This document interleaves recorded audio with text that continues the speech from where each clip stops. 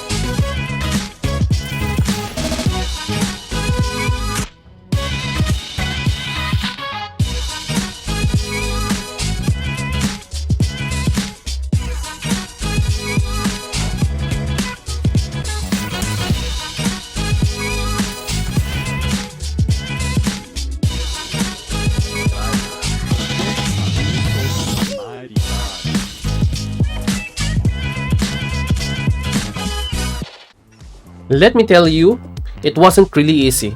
Like, I had to grind through almost every advent event out there just to max him out. But after all that blood and sweat and sacrifices and waiting, we finally did it. The Ultimate Warrior Pikemen lineup for Season 3 is completed and it's glorious. Now that's Mansa Musa's max, let's go over some recommended builds depending on who you have in your lineup. Now let's break it down. We have the anti-swarm build, most common setup, which is usually Richard with a Fearless Retribution and Forceful Retaliation, then Mansa Musa with the Golden Odyssey plus the Fearless Retribution, and then top it up with Boudica's King's Blade and Forceful Retaliation. Now this one's a crowd favorite, very solid against swarms and consistently reliable. Next one is the alternate anti-swarm, or if you have Leonidas instead in your lineup.